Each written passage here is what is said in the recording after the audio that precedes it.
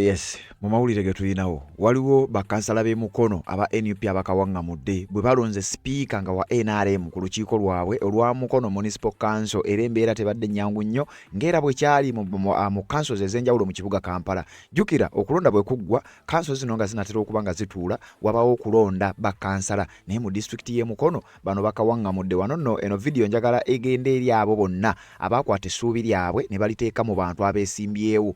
Omuntu yenna ng'azze mu kifo ekiri elective wano w'ogenda omutegeerera obulungi ennyo otegeere ggwe ali ku side ya revolutionary wing nono ali ku side ya political wing ani asaanidde okuba nga yeesiga munne era ani asaanidde okuba nga agenda maaso n'okukola ekyo kyateekeddwa okukola mu disitulikiti y'e Mukono oba mu municipality y'e Mukono kye tuyita Mukono municipality.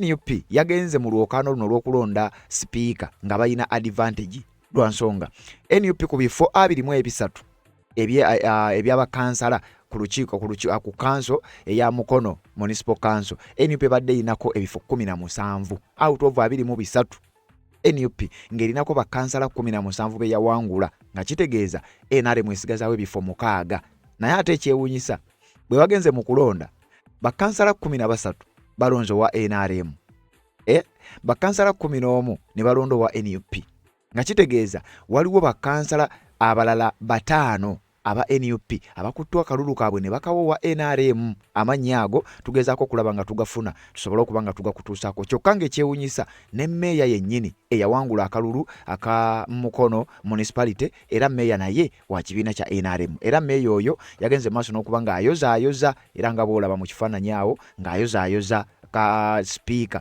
owa NRM aba NUP banne gwe babadde balonze ekyokuyozaayoza si y'ensonga naye nkugambye NUP yagenze ogenda mu lwokaano luno nga balina advantage kyoyinza okuyita numerical advantage nga balina ebifo 17 ng'owa NRM alina ebifo 6 kati ku bifo 23 kyabadde kisuubirwa nti wa NUP kale kaafune 17 n'oli afune 6 gwe nga kiri obvious era baagenza okugenda mu kalulu kano nga buli omu akimanyi nti owa NUP agenda kuwangula mu butongole wabula kyabeewunyisizza ng'omukulu oyo gw'olaba amanyiddwa nga Kanga ye yawangudde Constantine Kanga ekibiina kya NRM gwe kya frontinze naye teweerabira kadde ka transactions waliwo transactions ezigambibwa okuba nti zaakoleddwa nti era abamu ku bakansala bandi banga bafunye ne kasente wano nze weŋŋambira era vidiyo eno njagala egenda eri ggwe eyakwata essuubi lyo n'oliteeka mu muntu yenna eyeesimbyewo sigamba nti buli eyeesimbyewo abeera mubi naye omuntu yenna nga yeesimbyewo ne bw'aba abadde revolutionalist ayina waatuuka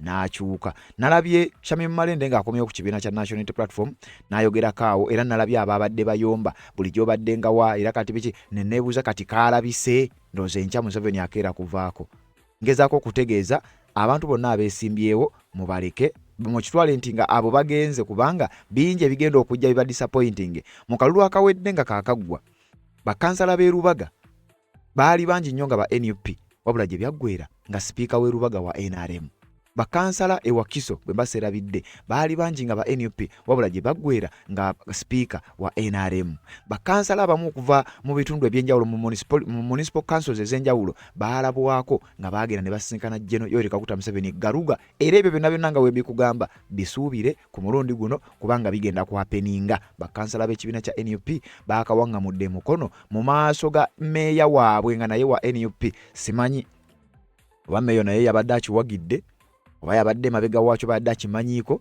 wabula yalabiddwako ng'ayozaayoza mwa sipiika eyawangudde nga sipiika wa NRM era sipiika ono n'ategeeza nti ye munnaye ebyo tebimulya agenda maaso n'okuba ng'asaavinga bantu be oba ba NUP oba ba NRM naye nga bo aba NUP baalabiddwako nga bannaabwe babalabula nti ekyamazima muswazizza muliddemu olukwe Robert Kyagulanyi Ssentamu mukulembeze wammwe muliddemu olukwe ekibiina kyammwe ekyabawa kaadi kyokka nga bwe baali bajja okufuna kaadi bino si bye bimu ku bigambo bye baayogera eno nno biri mu disitulikiti y'e Mukono era mu municipality y'e Mukono Honorable Betty Nambooze gy'akiikirira era nga bino ne Nambooze bimutwaliddemu era naye ateekeddwa ku nninga okunnyonnyola kino kijja kitya mu disitulikiti y'e Mukono nga bwe ngenda okusomera ekiwandiiko bw'ogenda okiwulira naddala gwe atambula naffe naye oluvannyuma lw'okugyawo akalango kano njagala bino byonna mbikuwe mu detail otegeere bakansala bano baalonze batya ebintu byatambudde bitya kkiriza tugyewo akalango nzije mbeere nga nkuwa details zonna ogenda kutegeera ne by'obadde tomanyi. ensonga z'obufumbo olina omwami naye ng'akutawanya olina omukyala ng'akutawanya bajja ne bakwagalako ne bagenda gwe alina ebizibu mu byenfuna nga sente zikuyita mu ngalo wooteeka sente zifa bufi b'owola tebazza gwe aloota ng'ogwa mu nnyanja gwe alumizibwa omutwe nga guganye okuwona naawe aloota ng'ebintu bikozesa ensonga z'obufumbo nina ekifo ku mugga awali amayinja wennyambululirako ebisiraani ekikwa ekifiiriza omudibo obutaganja obutaweebwa nzijanjaba abantu ab'enzikiriza zonna nsiŋŋaanibwa njeru ku lw'ejjinja gwanjagala kuba ku nnamba yange eyo naawe ali ewala ennyo yita ku WhatsApp.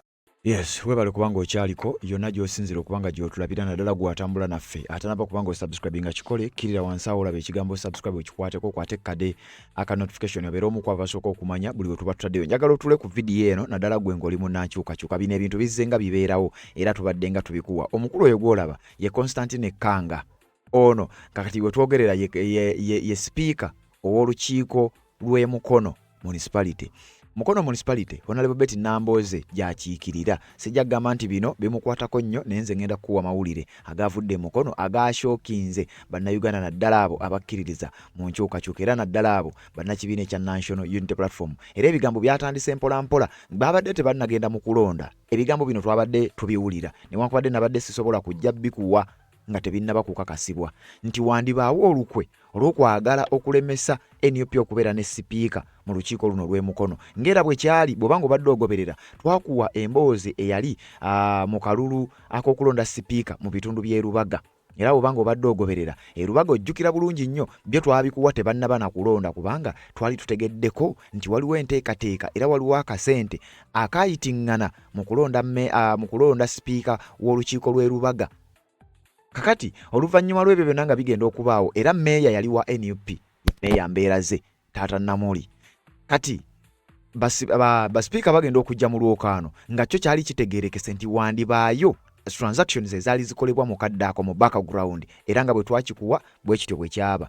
Ne tugendako mu district Mbaseera bide yali ye Wakiso era ne tukuwa nti twafunye oluvuuvuumo nti wandibaawo bakansala abaaweereddwa akasente okulonda speaker owa NRM. Bwe tubawa amawulire gano abasinga obungi mujja mu comment section ne mu commenting ebintu nga mulinga abagamba nti ffe oba tugezaako kulwana kibiina oba biba bitya naye ebiseera ebisinga waliwo sources zetukoze ekisoboka okulaba nga tufuna era ntufuna amawulire bwe gaba tegannakakasibwa tetugakuwa. Information eno nagifunye nga wabulayo essaawa nga 24 bano bagende mu kulonda sipiika. N'omusajja ono gwe balonze ye nabadde sinnamutegeera naye nategeddeko nti wandibaawo olukwe olw'okwagala okusuula sipiika ajjidde ku kadi ya NUP era ng'ekyebuuzibwa muntu kyali emabega w'ebintu bino. Kati olw'okubeera nti ebintu byabadde bikyali bya mbu nga tukyayongera ogenda maaso n'okuba nga tubisabuukululira ddala tutegeera ekituufu kyeki twagenze maaso n'okuba nga tufuna amawulire nti speaker ow'ekibiina kya NUP olukwe weeruli tebagenda kumukkiriza kubeera ng'atuula mu ntebe eyo ey'obwa sipiika nti era tebigenda kufaanana nga bwe byafaananye mu lukiiko lwa KCCA olw'e Kampala kubanga olukiiko lwa KCCA John Mary Ssebuufu ye yaluwangudde nga sipiika era we twogerera ye sipiika wa KCCA naye ekyabadde Mukono kyategeerekese nga tekinnaba na kubaawo era wabaddewo n'okuyisiŋŋanya ebigambo newankubadde nga waaliwo abamu ku babadde aba NUP nga tebaagala ebintu bino bitegeerekeke wabula twasobodde okubifuna ne tutegeerako kimu nti bali mu kuteekateeka n'abo abalonze ndowooza batono nnyo kunze ku kye nabadde nsuubira kubanga nkugambye bagenze ogenda mu lwokaano NUP ng'erina kye bayita numerical advantage ng'econtrolling ebifo 17 out of 23 olukiiko luno luliko ebifo 23 abatuulako. NUP ng'erina 17 NRM ng'erinako 6. Kakati aba NUP bafrontinze Phoebe Faith babirye omukyalo oyo bambi ajja abeere nga yavuganya ku bwa sipiika bwa kanso y'e Mukono. Kakati ekibiina kya NRM ne kibaakinga Constantine Kanga. Ekyewuunyisa mu kulonda Constantine Kanga yafunye ate obululu 11 yafunye obululu 13 owa NRM nga NRM erina abantu 6 ate n'afuna obululu 13 nga kitegeeza abantu ndowooza nga 7 be bamulonze be bavudde ku sayidi y'ekibiina kya NUP out of ku 6 bw'ogattako ndowooza baba abantu nga 7 abaakutte obululu bwabwe nga ba NUP ne batalonda babirye Faith ow'ekibiina kyabwe then ne balonda abantu 11 bokka aba NUP be bakkiriza ne balonda ow'ekibiina kyabwe, then omukulu ono bw'atyo n'avaayo nga muwanguzi. Naye ng'ate kitundu kino ekyemukono kigambibwa okuba nti n'aba NRM bennyini bwagenza okuziba nga bakimanyi bulungi nnyo kyowa NUP agenda kuwangula, ng'oggyeeko ebyokuba nti babadde ne bakansala bangi nga ne mmeeya wa NUP nga kizibu nnyo okugenda maaso n'okuba owa NUP mu kifo ky'obwa sipiika mu reesi y'obwa sipiika obwa Mukono Municipal Council. Wabula kyewunyisizza buli omu, n'abalala bangi baalabiddwako nga bakomplaininga ku kintu kino, buli omu nga takikkiriza.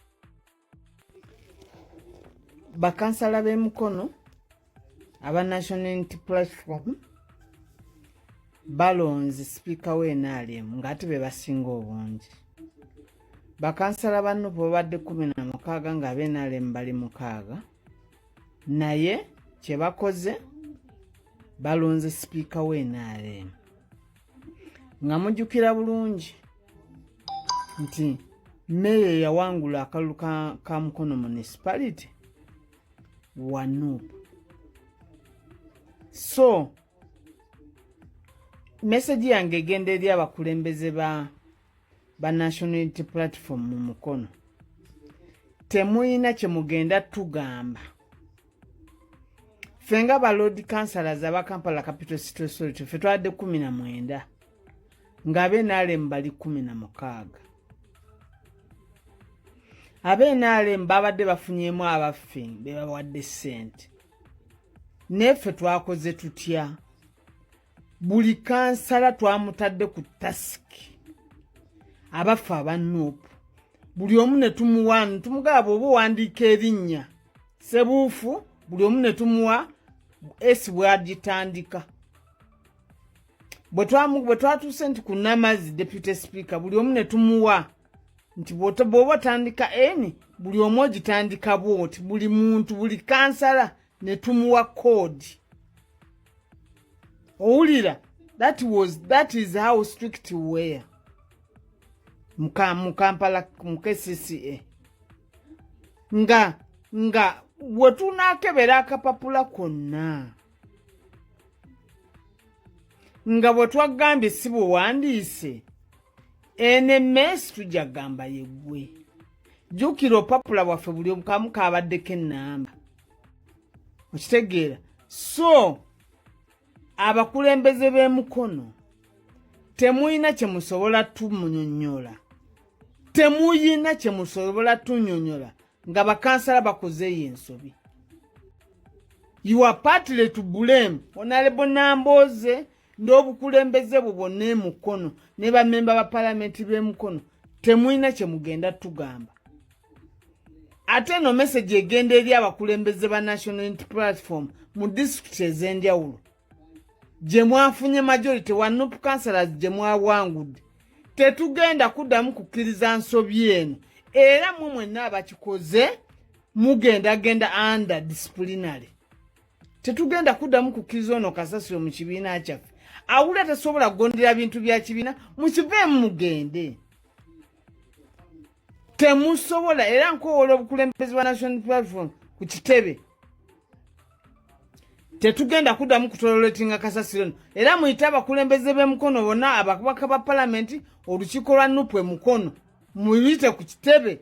Bayina okubeera nabo under disciplinary. Tetugenda kukkiriza oyo Kasasiro. Kakati ebigambo byayogerako yo bamuyita Nusifa Nakato, ali omu ku bakansala abatula ku lukiiko lwa KCCA, era y'omu ku balonze owa NUP waabwe amanyiddwa nga John Mary Sebuufu eyawangudde obwa speaker ku lukiiko lwa KCCA. Kati bano ab'Emukono balonze oyo Kanga, naye kyayogeddeko nti abakulembeze b'Emukono bavunaanibwa oba bavunaanyizibwa. Kati naawo ojja genda mu comment section naawo mbuulire naddala ng'oli wa kibiina kya NUP. Abakulembeze b'Emukono nga Nambooze bavunaanibwe era bateekebwe ku nninga olw'ekikolwa ekyo ekyakoleddwa, kubanga eno municipality ya Betty Nambooze kitegeeza bino yabadde abimanyiiko.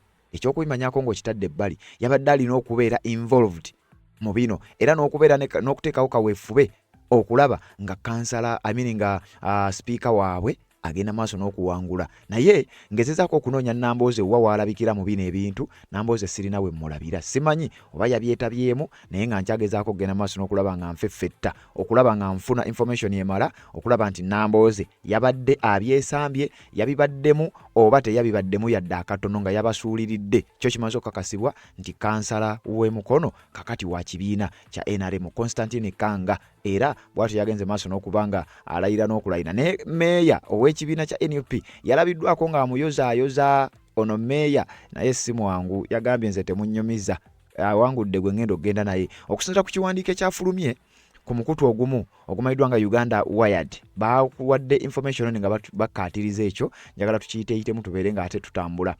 Mukono Council vote exposes deep cracks in the NUP camp. Loozi okategedde nti kanso y'e Mukono n'okulonda okwakoleddwa kwayongedde ogenda maaso n'okulabisa oba okuexposinga ebimu ku bituli ebiri mu kampu y'ekibiina kya NUP mu disitulikiti y'e Mukono. Kakati wano Nambooze we bigenda okumulippira, era naye asangibwe ng'ali concerned ku nsonga zino, ajja kunnyonnyola nga bw'owulidde omu ku ba NUP bw'agambye. Wuliriza mu kiwandiiko.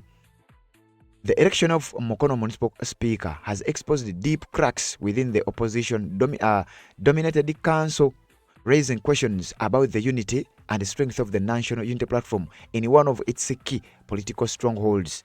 Bwe bagamba bwe bato kitegeeza disitulikiti y'e Mukono eno y'emu ku strongholds z'ekibiina kya NUP, ng'ogyeko ekyokubeera nti eri mu Buganda, ng'ate NUP okimanyi bulungi nnyo zezimu ku region zeesaanikidde. Kakati wano nno tugezaako kunnyonnyola nti tugezaako okusiigira ekifaananyi nti political wing contribution yaayo ku revolution ebeera ntono nnyo. Sijja kugiwa percentage, naye gwe kyomanyi ebeera ntono nnyo. Revolutionary wing yesinga okukola omulimu ogusinga obunene. Wano bakugamba NUP muzimu ku strongholds zaayo basobodde ogizannyiramu akazannyo ne bagiwanguliramu, ate nga akazannyo kano mu buli ngeri yonna kateekwa okuba nga kasente. Kati awo osobola okukitegeera nti tesobola kawangula. Abasajja bayinza okuba bataddemu akasente, wabula ate ebyongera okwebuuzibwa be bamu ku babaka ne bakansala ne meeya nga kw'omutadde bo baabaddewa. Baabadde balina okuteekawo embeera mu ngeri y'okukuba kampeyini okulaba nga bakonvinsinga bakansala baabwe nti ne baba bawadde ssente temuzikwata tugenda kuswala, wabula kirabika ekyo tekyakoleddwa. Nga bagamba mu kalulu k'okulonda sipiika wa Mukono Municipal Council kayongedde okuexposinga ebituli ebiri mu kibiina kya National Unity Platform naddala mu kitundu ekyo, oluvannyuma lw'ebibuuzo ebyazze nga byeyongera okuba nga bijja ku mmeeza oluvannyuma lwa bakansala aba NUP ate okwegatta n'aba NRM ne basuula sipiika wa NUP ne batamuwadde n'obwa deputy. Against expectations, Constantine Kanga of the National Resistance Movement defeated NUP's Faith Babirye in a tight contested race for speaker, securing 13 votes against Babirye's 11. Uliriza. Nga bwe kyabadde tekisuubiddwa yadde eddakiika n'emu. Against expectations, tewabadde muntu n'omu yadde akisuubira. Kigambibwa nti ne Constantine Kanga yagenza okujja mu kalulu ng'akimanyi ekyamazima nyinza obutawangula mukazi wa NUP ono, kubanga bali 17 fe tuli 6. Siina bwe nnyinza muyita oba sekyo nga yazza akimanyi nga wandibanga aliwo akasente akayitinganye. Obululu 13 bwe yafunye ku bakansala omukaaga bwe balina, yafunye obululu 13. Kyokka wa NUP Faith Babirye ku bakansala 17 yafunyeko 11, bw'atyo wa NRM n'amuwangula. Kati mu kiwandiiko we tugenda maaso n'okuba nga tuyitamu. The outcome stand many political observers because the NRM has only 6 councillors in the municipal council, meaning several NUP councillors crossed party lines to back Kanga.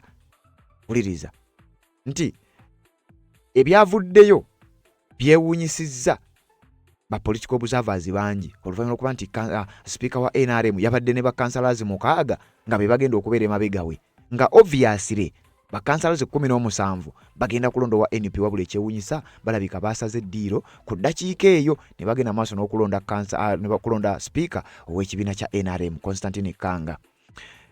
The vote immediately exposed simmering divisions within the NUP camp, particularly between Mukono Municipality Mayor and Robert Peter Kabanda.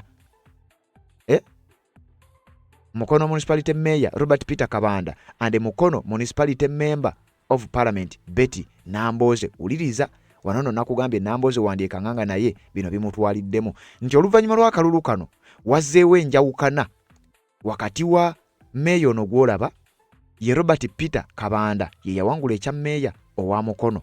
Municipal Council eno eronda speaker kati kitegeeza ono meeya Robert Peter Kabanda agenda kukolaganira wamu ne speaker yalondeddwa Constantine Kanga. Kakati mbu bano wafunyewo obutakkaanya wakati wa Kabanda ono ne Nambooze. Era mbu wabaddewo okustrugglinga kati wano wetugenda okutegeerera Nambooze yabaddewa. Wuliriza. For months, the two camps had struggled to coexist despite working together during the recent general elections.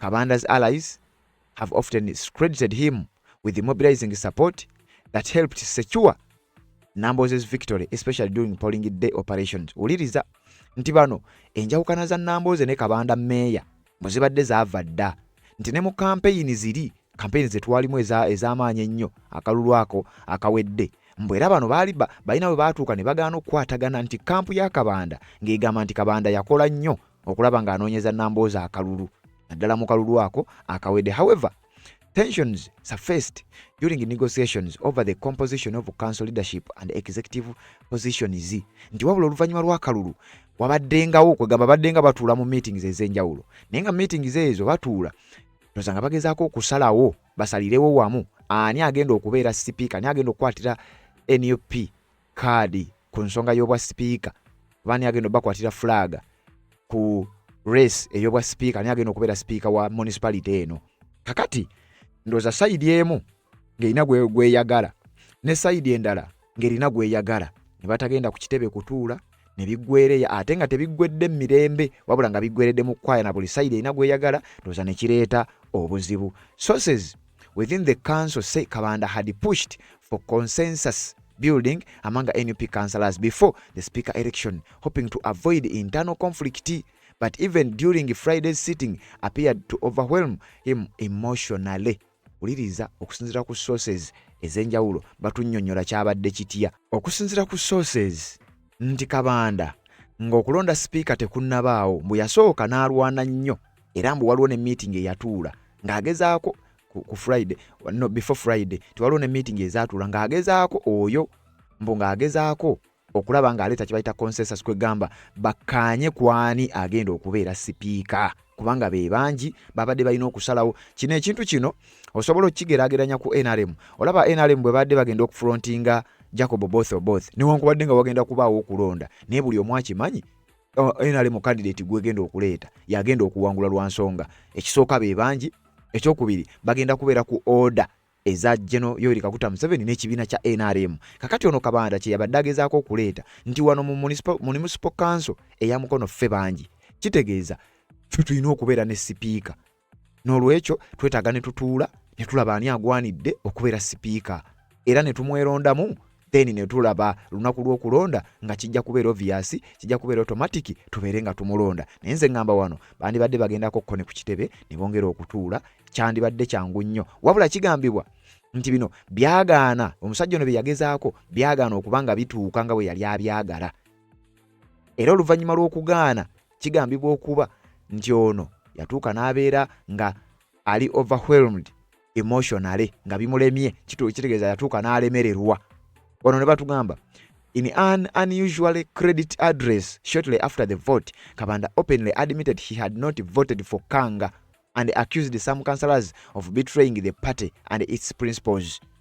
Jukira NUP ku lukiiko luno inako bakansala 16 kati 17 yono bakansala bali 16 NRM ina bakansala 6 then ono meeya naye ndoza yabadde alonda kubanga mu kiwandiiko batugamba nti meeya ye oluvannyuma lwa bino byonna bwe yabadde ayogera yategeeza nti nze ekyamazima saalonze Kanga ono wa NRM kubanga si wa kibiina kyange era oluvannyuma lw'obutamulonda n'avumirira bakansala b'ekibiina kye tino eddala mukola mutya ekintu kino ne mulonda kansala ne mulonda sipiika gwe mumanyi nti si waffe si wa kibiina kyaffe kino kweswaza na kwefiiriza kifo n'ebirala ebifaanana bwe bityo wabula tekyamuganye kumuyozaayoza yamuyozaayozezza naye ate nga teyamulonze.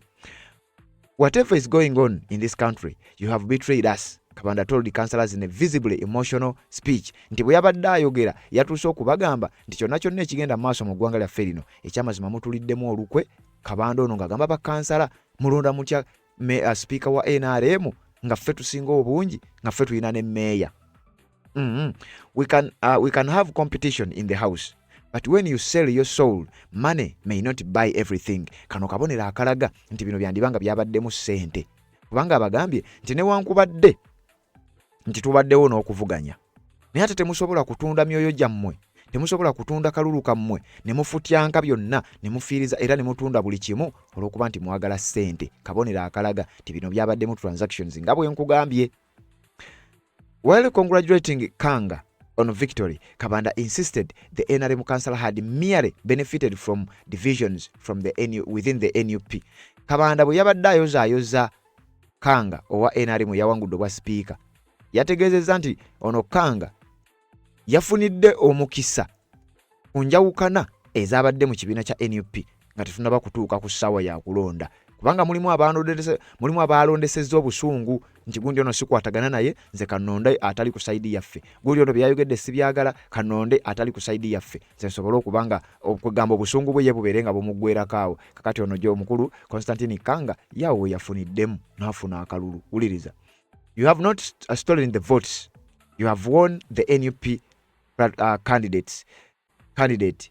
Ono meeya yategeezezza nti ekyamazima Kanga sijagamba nti wabbye akalulu tewakabbye, era ensonga lwaki yamuyozaayozezza, wabula wawangudde kandidate w'ekibiina kyaffe olw'ensonga nti enjawukana zaabaddewo, era kigambibwa nti n'akasente kekawe awo gwe gwabadde omuwaatwa, akasente we kaayise ne kaba nga kasobodde okukulukuta paka ku bakansala baffe ne baba nga basobodde okukola ekyo kye baakoze. Kabanda further revealed that consultations would first be held with the party leaders before allocating additional committee and the executive positions, suggesting that mistrust now dominates the council's internal politics. Kabanda era yagasseeko n'agamba tekituufu kiri nti twandisoose kutuula, ekibiina kyandisoose ne kituwa guidance n'okulaba biki ebyandibadde bigenda okuddibwako n'ani yandibadde agenda maaso n'okulondebwa. The betrayals are near our hearts. I do not want to rush because I may act out of emotions. Yagambye Kabanda ono yandibanga yabadde ku mulamwa meeya. Kati nno awo Nambooze ekibuuzo kidde eri Nambooze, ekisooka yabaddewa, ekyokubiri wano basoose kutulaga nti wabaddewo obutakwatagana wakati wa Nambooze MP w'ekitundu ekyo then ne meeya ow'ekitundu kye kimu. Kati ate wano batulaga meeya yagezezzaako okulwana okulaba nga kansala waabwe yawangula ono ye meeya Kabanda. Kakati Nambooze ebibuuzo bidde eri ye. Despite the political bitterness, Kabanda appealed for calm and urged councillors to prioritize service delivery over personal rivalries. Era yabakubiriza bakansala n'abagaba bannaye kale ekyo kekizze tulekeraawo kubanga tweyawulayawula tusobole okukolera awamu n'ebirala nga bifaananawe bityo. Bw'atyo ye message yagenze maaso n'okubanga bagamba, yagambye, how would it be if you people respect me as your mayor because I am the people's choice? He asked the bigger motive for us being here in the service delivery. Nti musamuwe service delivery n'ebirala bifaanana bwe bityo. Naye bino byonna bidde eri bannayuganda abaakwata essuubi lyabwe ne balimalira ku bantu bonna nga beesimbyewo. Omuntu eyeesimbyewo aba muzibu nnyo kubanga ayina moment wajja okutuuka nga ye akwasaganya interests ze.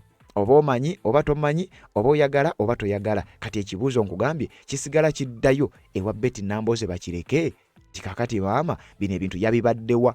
Ekyokubiri kino kijja kitya mu constituency ye, ate nga wano batulaze nti baabadde n'obutakkaanya ne meeya. Kakati ate ye meeya agezezzaako okulaga sayidi ye. Either Nambooze ajja kwetaaga ogenda maaso n'okuvaayo annyonnyole oba si ekyo byandibanga bigenda kumulya. Kanga in the acceptance speech attempted to strike a conciliatory tone, promising to work with all sides regardless. Ono Kanga yawangudde, ye bwe yayogedde yabadde alabikira nawo nga naye yennyini ali surprised. Ye yabadde awangudde naye ate nga naye yennyini ali surprised okulaba nga awangudde. Era bwe yabadde ayogera ng'omuwulira emotionally, psychologically ng'osobola okutegeererawo nti naye ali surprised, yakyewuunyiza. Kitegeeza yagenza okujja mu kalulu ng'akimanyi era n'awaayo obugambo alaga tukolere wamu. Yagambye, my role as speaker is to bridge the gap between the council, the mayor and the technical team. Oyo Kanga. Beyond the political contest, the speakership race also drew intense interest from the municipality's technical wing. Journalists covering the event reported attempts by some officials to block media access to proceedings before eventually backing down. Bannamawulire bagezezaako okutuuka mu lukiiko luno nga olugenda ogenda maaso n'okuba nga balonda speaker. Waliwo attempt ezabaddewo okwagala okubalemesa okuyingira mu kanso okulanga bino babiteeka ku ntambi tubeere nga tusobola bikutuusaako. Newankubadde nga batuuse ne babireka, abakulu ne balaba nga kigenda balabisa, babaleke bagende maaso n'okuba nga batuuka. Wuliriza. Rumors circulating within municipal offices suggest the sections of the technical team preferred Babirye as speaker because of her outspoken oversight role while serving as a councillor for Central Division. Abamu ku bakansala ekyaviiriddeko wano nno okutabuka. Abamu ku bakansala babadde baagala omukyalo ono Babirye nti olw'okuba ali outspoken ate abadde wankizo nnyo naddala mu bintu ebibadde bigenda mu maaso naddala ku sayidi y'ekibiina ekya NUP. Babirye has also previously been viewed as a critique of Nambooze, adding another layer to the complex political dynamics that shaped the vote. Uliriza. Ono Babirye gwe baleese wano nno gwe Nambooze bino ebintu bimutwaliramu. Ono Babirye gwe baleese. Abamu ku bakansala bagamba nti yabadde takwatagana na Nambooze. Babirye NUP gwe yafrontinze nga kino kiraga Nambooze yandibanga yadde alina kansala Nambooze yene ttiimu ye bandibanga badde balina kansala gwe bawagira era bandibanga be baaganya okumulonda abantu ba Nambooze sigamba nti Nambooze kubanga si yabadde abasaliddewo. Babirye had also previously been viewed as a critique of Nambooze nti unankubadde nga bonna ba kibiina kimu ono Babirye yaleeteddwa yabadde yawulirwako lumu era yategerekekako lumu nga takwatagana na Betty Nambooze nga kino kiraga wandibanga we waavudde obuzibu. Nambooze cautioned the councillors and the technocrats against interfering in each other's responsibility. Let everybody keep his lane. If technical people start meddling in political matters, we shall definitely collide. A statement Nambooze gye yakola nti buli muntu abeere mu layini ye. Mmwe abatekiniko bwe mujja okuyingira mu nsonga zino ez'obufuzi tujja kutomeregana. Kutomeregana ki? Nambooze kwe yali ategeeza mu statement eno.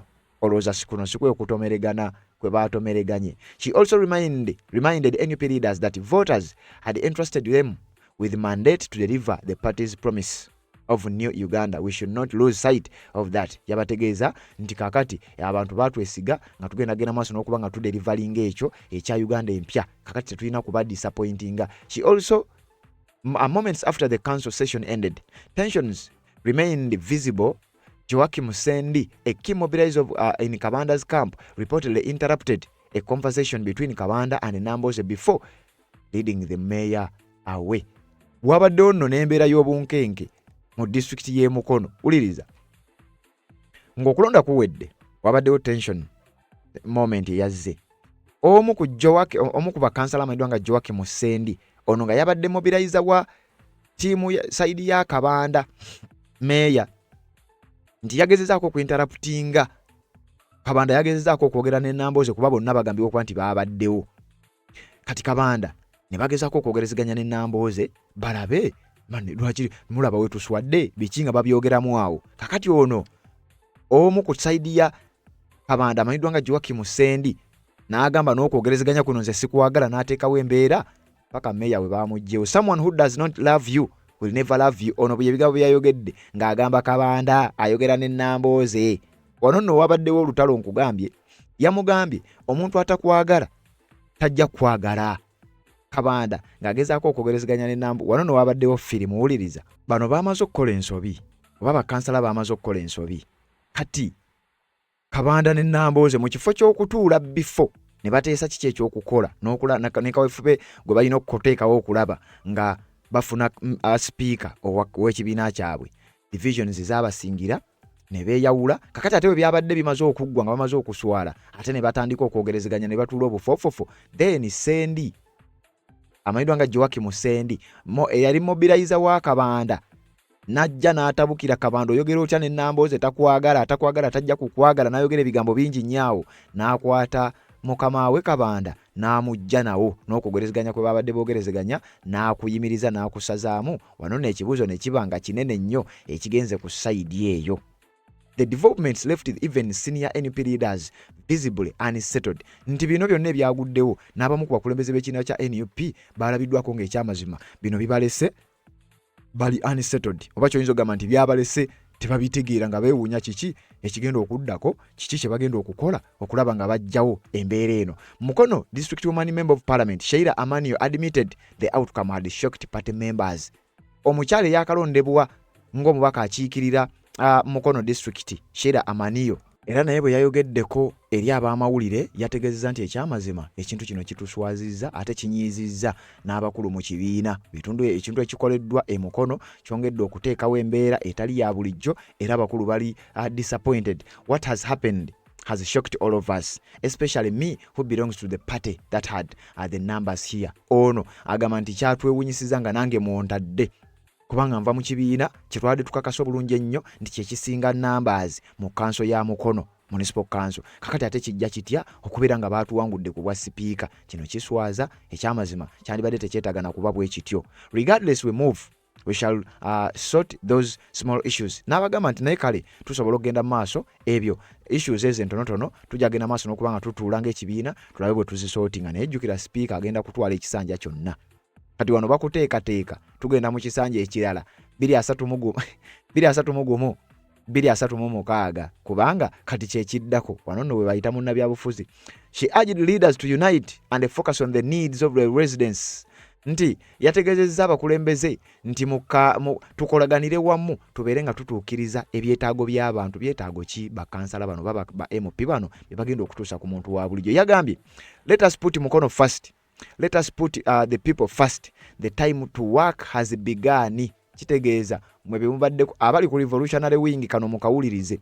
MP yagambye tufokasinge ku Mukono yebeesooka tusosowaze Mukono. Tusosowaze abantu b'e Mukono. Akaseera k'okukola n'okukolera ab'e Mukono katandise. Bagenda kubakolera batya nga abantu b'e Mukono bali baagala kukyusa buyinza. Onaawulira.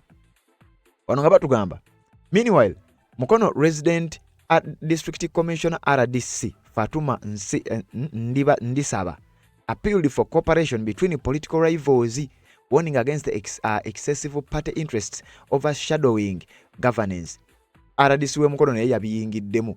Yabagambe we want to see the elected mayor and the elected speaker sitting together and thinking for the people of Mukono. Wano no baba bakugasse wa NRM no wa NUP wakati mu council bamaze okulondebwa tulina kya kukola. Bagenda kukolera wamu. Kakati gwegenda mu comment section ombuulire okirowoozaako ki. Twagala kulaba twagala kulaba sipiika wa NRM alondeddwa ne mmeeya wa NUP yalondebwa nga batudde bakkaanyiza wamu bagenda maaso n'okukolera abantu b'e Mukono oyo RDC. I would not love to see NUP or NRM taking precedence. I just want to see service delivered. Nti sandyetaaze kulaba ekibiina kya NUP be kya NRM nga kyekitwala kugamba nga y'ensonga eri ku mmeeza. Njagala kulaba nga just bantu mubaweereza. The Mukono speakership vote may appear like a routine council election. Uliriza no wano, but politically it sends a bigger message. NUP still commands numerical strength in Mukono, yet the failure to unite behind one candidate exposes growing internal divisions and the competing centers of power within the party.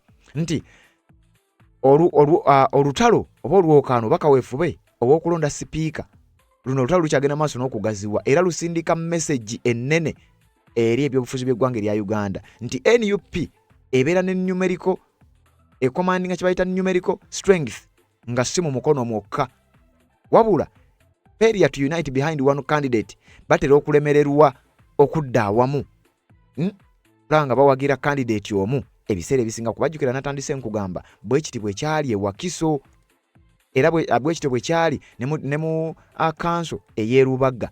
Kati wano abamu baba bafunye wa butya bwe bagenda okukubamu ekibiina ekya National Unity Platform kubanga wano baba bafunyeewo nti ekibiina okulemererwa kwakyo okusitandinga n'okuyimirira emabega wa candidate omu kino kigenda maaso n'okubanga kibayuzayuza, kigenda maaso n'okubanga kiteekawo embeera gy'otajja kukkirizaganya nayo nze gwe nange olw'ensonga nti kiba kyongera okuwa saidi ya NRM obuyinza n'omwaganya okugenda maaso n'okubanga baba bwangula mu mbeera yonna babeere nga bo bafuna olukusa. Ebigambo bino njagala nabyo biwulirize mu katambi kano then nzije ngenda kubeera nga nkwongera naye ng'ekyakoleddwa e Mukono kyewuunyisiza buli omu okusinzira naddala mu kibiina kya National Unity Platform olw'ensonga kibadde tekisuubirwa. N'eyalondeddwa yennyini nkugambye naye yennyini yalabiddwako ng'ekyamuzima tabitegeera nga yawangudde naye nga tabitegeera ne mu speech gye yawadde ng'alaga ali so surprised. Kakati wano njagala owuliriza ebigambo bino then nze nzije mbeere nga nkwongerayo. So tewali agenda kutuwa ku updates ez'emukono zo tusazeewo tuzisirikire. Manyi bannayuganda tulina ekizibu kimu okitegeera ekintu kino bakiyita gullibilism.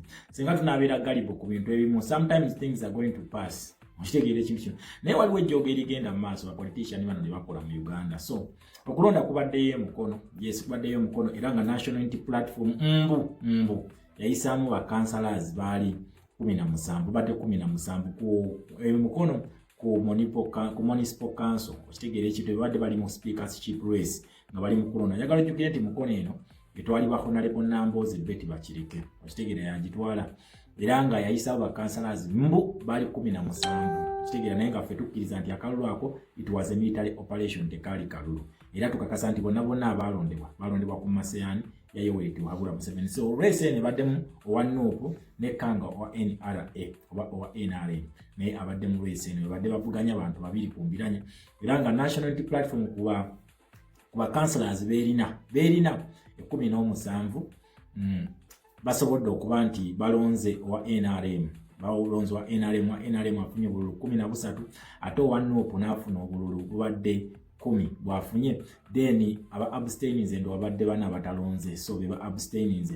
Naye nakugamba ekintu kimu nti nzo so ojja kunenya, yeso ojja kunenya unaona byagala nenda bagamba nti ngenda kuyimirira ku mazima nkulengeze politics tuli kusenga buddemu ngaddemu. Njagala ojjukire nti mu 2021 era still similar incidents like that happened Rubaga ne Wakiso balonda aba NRM nga council nayo nejjudde ba NUP era ekyaviirako ne kansala mu kuyisa mbanne kibooko ne batandikawo okusansabaga president tugenda mugamba ki semu tukoze tutya mulide mu president olukweso the same thing kiguddewo emukono kyekyapenize emukono naye simanyi lwaki everyone is silent about this. Okitegeera ekintu kino naye nze nga nze wadde nva mukono naye ekyo tekinnumye era sirina kugunde nakuba nabagamba nti abantu bano tebalayira babireke then tukakibwire naye nga gye tunagenda mu maaso hypocrisy egenda ku expose nga mugenda kugiraba era ndowooza ojja kwebuuza na lwaki ebintu bino tubiraba ku page ya president kubanga ki nabagamba tulina kati revolution tulina politics kati essaawa gwe munansi okole ki weerondereko wawoogwa yes we shall not stop speaking about the injustices zebali mukola ku president yakeera ku makya n'abayirawo mu bitabagamba tukole ki tulumbe direction eno bwe then ne bakola ki ne bagana nti ekintu kino kyo kyetulaba nti kigenda mu maaso guno muze gukula bukuzi kunyomereza bweziti political parties wezitaba revolutions yes wezitaba revolution if some people don't stand up to speak ne boogera ebituufu ku gundi bwezityo ba revolutionary leaders we batebakola ki bamawuliriza bagendedde ddala ne batayogerwako ensi naye bange creatinze hate ne creatinga hate naye ng'omuntu gwe muyinako hate nga takola ki nga nekituufu sigwe muyina okunenya okitegeera nti bano byonna byebakola byonna babikwata nga baga ekakati ne president abimanyiiko kyekyo kyebakola baga ne president abimanyiiko naye noweebuuza lwaki page ya National Unity Platform byetambuza birala neya president byetambuza birala lwaki posti eziri kuli tezifaanagana na zino. So bino bannayuganda njagala bebereye mujja kuŋŋamba nti olemezza nnyo mugundi nze ekintu kino kyendi mukukola njagala kugula maaso kuba I know the future consequences ezigenda okutuuka ffenna bannayuganda tugenda kumaliriza okuggyako nze nzaali bayogedde era obutambi bwange ndi bujjawo ne mbagamba saabagamba nze nabagamba nina okuprotectinga president wange to the fullest kubanga mmanyi nti ekintu kino abantu b'e Zimbabwe bakikola Morgan Shangalai ekibiina kye ki MDC Movement for Democratic Change mu ggwanga ya Zimbabwe ekyo nakibalagako Morgan Shangalai engeri ebyobufuzi gye byamusaanyaawo okitegeera ekintu ekyo Morgan Shangalai ebyobufuzi gye byamusaanyaawo. Then ekintu esimira incidents netuuka kwani ku Venancio Mandalini aba politicians kye bamukola nti olunaku olwaleero mu ggwanga erya Mozambique tokyasobola kwogera ku Venancio naye nga weebuuza kiki yakola talina kyamaanyi kye yakola. So bino ebintu bino bano ba politicians babikola ne bazanya ddate zaabwe. So once upon a time this thing reminds us of one thing. Waliwo ekintu Kizza Besigye kye yayogera only that nti twalina bias kyekyo bwe tebamaliriza Besigye ono otegeera ekintu ekyo era nze ndi muntu omu with sincere apologies nezitwale Dr. Kizza Besigye. We were still kiddish. Twali bana bato. We were too naive okumanya chicho wali oyitamu ne ba politicians bano. Only that these revolutionaries, most of the time they decide to stay silent ne batayogera bichi bibatuusaako. Fene tujja ne tuba judging ne tukuba ne tukomerera naye nga bo always babeera bajiza so basaddaka zabeera bakoze mu 2011 retired Colonel Dr. Kizza Besigye yagamba abantu aba FDC n'abagamba temulayira tugane okulayira wabula kye bamugamba nti ffe tujja kulayira okwali banandala mafaabi okwali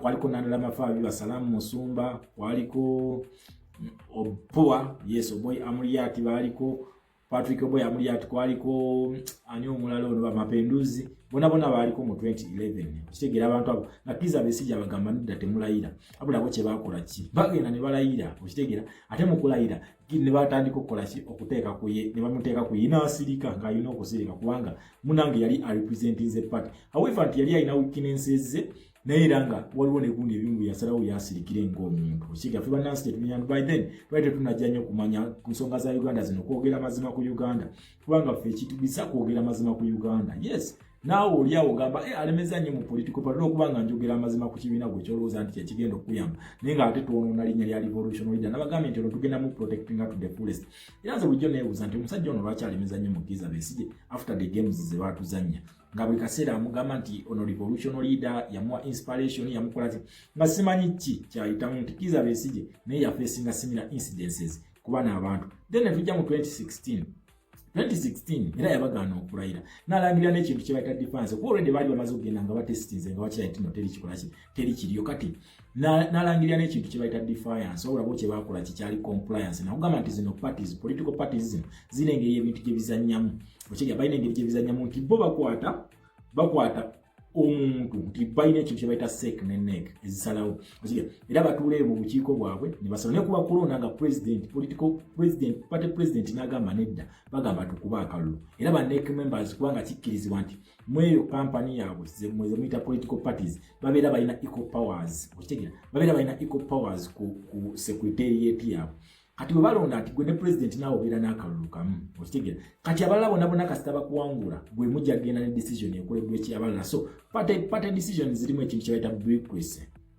okitegera bureaucracy mwekiri nti mujja kukola abantu bangi nnyo bajja kukola ki bajja kusalawo nga temunnakola kintu okitegera then kati bwe mujja eno mu kamera olw'okubanga gwe party president you take the burden on you kati bali mu kukola babirigitimizinga tabiriimu tabimanyi okitegera yensonga bakikupeegize tabi-endorsinga kakati and some idiots nga bajja nga batugamba nti kakati naye yabikkiriza abimanyikira beekubira amasimu mukuti kyemugamba president waffe is a hypocrite kyemugamba muli wankwe bigambo ebyemukono yabadde abimanyiiko ebyagenze mu maaso yes mukono baba wangudde square era agenda okutuula speaker wa mukono wa NRM naye nga mulina bakansalaz 17 okitegeera ekintu ekyo so who is fooling who ani asiriwazaani okitegeera ekintu ekyo balina bakansalaz 17 be balina naye yawangudde n'obululu 13 nga wa NRM yawangudde n'obululu 13 naye nga balina bakansalaz 17 okitegeera honorable Nambooze Betty Bakireke yakulirawo kati tugambe ki abantu betwawa kaadi zaffe zagwa mu bantu mu mikono emikyamu egy'abantu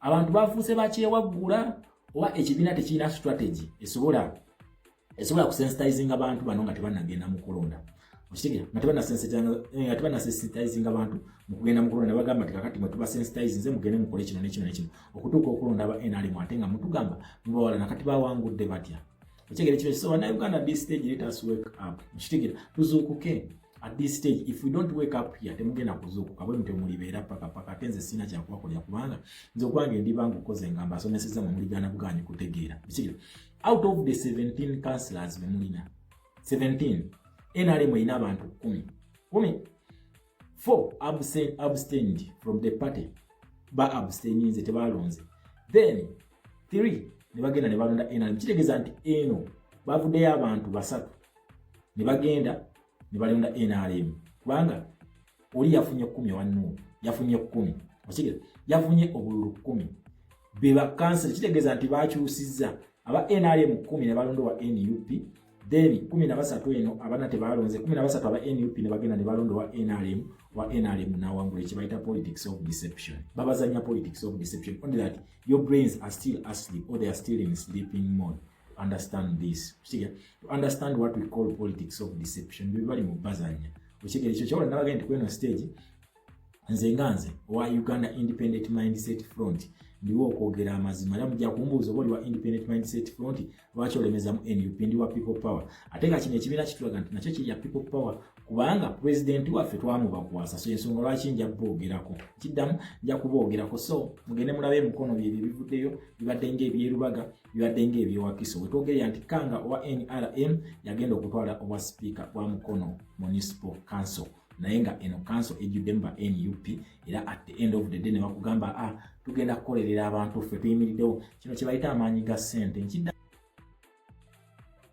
ensonga z'obufumbo olina omwami naye ng'akutawanya olina omukyala ng'akutawanya bajja ne bakwagalako ne bagenda gwe alina ebizibu mu byenfuna nga ssente zikuyita mu ngalo wooteeka ssente zifa bufi boowola tebazza gwe aloota ng'ogwa mu nnyanja gwe alumizibwa omutwe nga guganje okuwona naawe aloota ng'ebintu bikozesa ensonga z'obufumbo nina ekifo ku mugga awali amayinja wennyambululirako ebisiraani ekikwa ekifiiriza omudibo obutaganja obutaweebwa nzijanjaba abantu ab'enzikiriza zonna nsiŋŋaanibwa njeru ku lw'ejjinja gwanjagala kuba ku nnamba yange eyo naawe ewala ennyo yita ku WhatsApp.